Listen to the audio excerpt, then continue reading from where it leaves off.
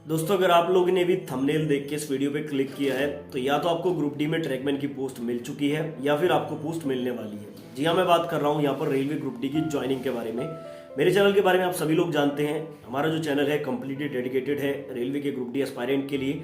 Railway की कोई भी इन्फॉर्मेशन हमारे चैनल पर ऑथेंटिक वे में दी जाती है। तो सबसे पहले तो चैनल को सब्सक्राइब कर लो ताकि फ्यूचर और प्रेजेंट की जितनी भी इन्फॉर्मेशन है वो ऑथेंटिक वे में आपको मिलती रहे। सवाल यहाँ पर ये उठता है कि बहुत सारे जोन में जो है पैनल आ चुका है, पोस्ट अलॉटमेंट हो चुका है, बहुत सारे स्टूडेंट को ट्रैकमैन की पोस्ट मिली है जो कि मिलनी ही थी। कारण क्या था? आज से तकरीबन एक साल पहले भी मैंने आपको वीडियो बना के बताया था, अगर टोटल वैकेंसी में 40,000 के अराउंड पोस्ट ट्रैकमैन की है तो 40,000 स्टूडेंट को तो वो पोस्ट लेनी ही पड़ेगी। इवन बाद में देखा क्या गया कि बहुत सारे जोन में वैकेंसीज को रीडिस्ट्रीब्यूट करके ट्रैकमैन की पोस्ट को बढ़ाया गया। अब यहाँ पे सवाल ये उठता है कि जिन लोगों को ट्रैकमैन की पोस्ट मिली है क्या उनको ज्वाइन करना चाहिए? अब यहाँ पे अगर इसका सीधा हम लोग आंसर देखते हैं तो बिल्कुल आपको ज्वाइन करना चाहिए, क्योंकि आज के टाइम में रोजगार की जो स्थिति हमारे देश में है उसको देखते हुए तो आपको ट्रैकमैन से नीचे की भी कोई पोस्ट मिले तो वो आपको ज्वाइन कर लेनी चाहिए। लेकिन ज्वाइन करने से पहले ये सवाल आपके मन में भी जरूर आएगा, अगर आपको ट्रैकमैन मिला है या मिलने वाला है या मिलेगा फ्यूचर में, तो आपके मन में भी ये सवाल जरूर आएगा कि ट्रैकमैन की पोस्ट मिली है, क्या इसको ज्वाइन करूं या ना करूं? क्योंकि ट्रैकमैन को लेकर बहुत सारी भ्रांतियां भी यहाँ पे बनी हुई है, बहुत सारे मिसकंसेप्शन आपके माइंड में होंगे, बहुत सारे वीडियोज भी आपने देखे होंगे।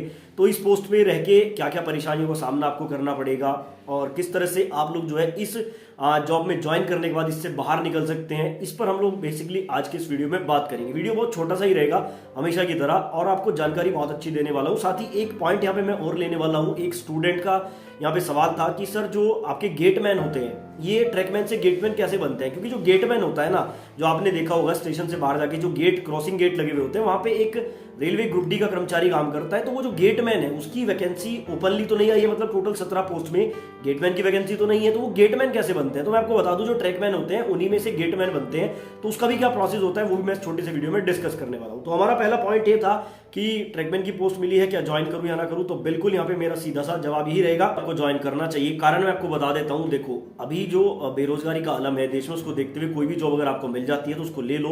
उस जॉब में रहने के बाद आप बहुत कुछ आगे कर सकते हो। अगर आपके अंदर थोड़े से भी गट्स हैं, आप थोड़े सा भी एफर्ट लगा सकते हो। ज्वाइन क्यों करना चाहिए? एक तो आपको फिक्स इनकम हो जाएगी, ठीक है, अराउंड 30,000 के अराउंड आपकी सैलरी रहेगी। अगर आप किसी भी जोन में ज्वाइन करते हैं इसके आसपास ही आपकी सैलरी रहेगी। 30,000 रुपये आपको एक फिक्स अमाउंट मिलेगा।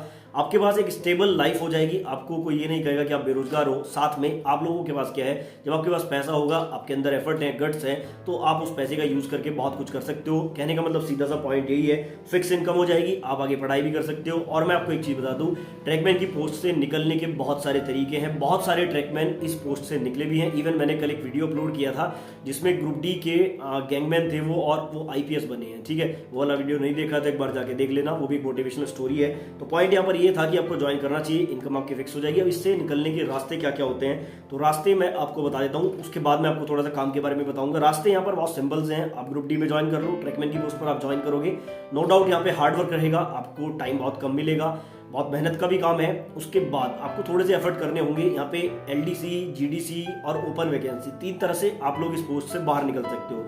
जहां तक बात है एलडीसी की, लिमिटेड डिपार्टमेंटल कॉम्पिटिटिव एग्जाम, तो वो ट्रैकमैन के लिए नहीं होता है। ट्रैकमैन बहुत सालों से इसके लिए लड़ाई लड़ रहे हैं, लेकिन अभी जो एलडीसी है वो एग्जाम में ट्रैकमैन को बैठने नहीं दिया जाता है। एक बहुत बड़ा भेदभाव आप कह सकते हैं। लेकिन उसके अलावा GDC, general departmental competitive exam, ये एक डिपार्टमेंटल एग्जाम होता है जो आपके जोन टू जोन होता है।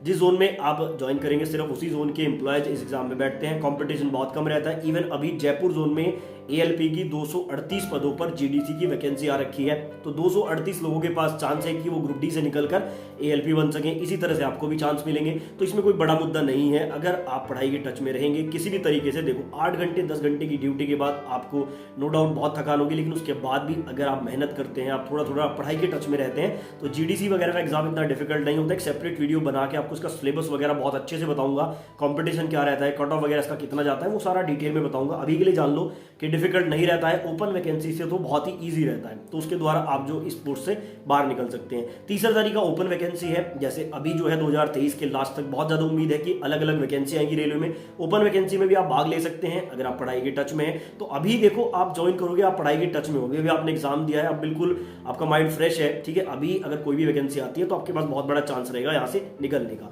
तो बिल्कुल अगर आपको ट्रैकमैन की भी पोस्ट मिली है तो ज्वाइन करने में बिल्कुल संकोच मत करना। ऐसे करेंगे भी नहीं काफी लोग, लेकिन कुछ मेरे पास कमेंट आते हैं, उसके आधार पर ये वीडियो बना रहा हूं। अब सवाल आता है कि ट्रैकमैन काम क्या करता है। देखो, अगर मैं आपको सिंपल सी लैंग्वेज में एक बात बोलूं, रेलवे ग्रुप डी का जो ट्रैकमैन होता है उसकी जिम्मेदारी पूरी ट्रैक को मेंटेन करने की होती है। अब यहाँ पे एक बात आप समझ लो, अब ट्रैक को मेंटेन करने में बहुत सारी चीजें आ सकती हैं। हो सकता है कि ट्रैक के आसपास जो घास जमी हुई है वो आपको काटनी पड़ जाए, हो सकता है कि ट्रैक के ऊपर किसी तरह से कोई मलबा पड़ा है, कोई गंदगी है, वो आपको साफ करनी पड़ जाए, उसको साफ करना पड़ जाए। ट्रैक में कुछ भी दिक्कत आ रही है, कहीं टूट फूट है, कोई माइनर सी प्रॉब्लम है, वो जिम्मेदारी ट्रैकमैन की होती है, उसको वेल्ड करना, ठीक करना। जो भी ट्रैक में मतलब ट्रैक को बनाने में जितनी भी चीज़ों का यूज़ होता है, नीचे पत्थर लगे हुए होते हैं, हो सकता है वो भी आपको लगाने पड़ जाए। तो सिंपल सा एक बात समझ लो, ट्रैक को मेंटेन करना ही आपका काम है, ट्रैक की निगरानी करना आपका काम है। आपको रात को पेट्रोलिंग करनी पड़ सकती है, बारिश में पेट्रोलिंग करनी पड़ सकती है, सर्दियों में पेट्रोलिंग करनी पड़ सकती है। तो काम तो डिफिकल्ट है, ये बात माइंड में रख लेना, क्योंकि काम आपको करना पड़ेगा, तभी आपको सैलरी मिलेगी और तभी आप एम्प्लॉय कहलाओगे। तो यहाँ पर काम की मैं ज़्यादा डिटेल में नहीं जाऊँगा, क्योंकि ओवरऑल सभी को पता है कि ट्रैकमैन का क्या क्या काम होता है। बस यहाँ पे ये जान लो कि अपना माइंडसेट थोड़ा सा बना लेना, अगर आपको ट्रैकमैन मिला है तो आपको हार्डवर्क करना पड़ेगा, लेकिन इससे निकलने के रास्ते भी मैंने आपको बताया है। निकलना बहुत ही आसान है, बहुत मुश्किल तो बिल्कुल भी नहीं है, तो आप निकल सकते हो। तो बिल्कुल निसंकोच होकर ज्वाइन करो, अपने डॉक्यूमेंट्स वगैरह लगाओ, और जिनको भी यहाँ पे पोस्ट अलॉटमेंट हो चुका है, डिवीजन अलॉटमेंट हो चुका है, उनको बहुत बहुत बधाई। अब हम बात कर लेते हैं कि ट्रैकमैन गेटमैन कैसे बनता है। तो देखो, यहाँ पर मैं आपको बता दूं, जो आपका डिवीजन है, उस डिवीजन में जिस स्टेशन पर आप अलॉट होते हैं उसके आसपास में जो भी आपके गेट्स आएंगे, वहां पे भी आप लोग देख लेना, वहां पे जो लोग ड्यूटी करते हैं वो भी ट्रैकमैन का ही पार्ट होते हैं। मतलब वो या तो पहले ट्रैकमैन पे ज्वाइन हुए, उसके बाद वो गेटमैन बने। यहाँ पर बेसिकली कोई बड़ा प्रोसेस नहीं है, सिंपली आपको जो है एक अर्जी लगानी होगी अपने जो भी आपके एसएससी यानी कि सीनियर सेक्शन इंजीनियर या जो भी आपके सुपरवाइजर इंचार्ज जो भी होंगे, वहां पे आपको एक एप्लीकेशन देनी होगी कि अगर गेटमैन की पोस्ट खाली होती है तो मैं इसके लिए अर्जी देना चाहता हूं।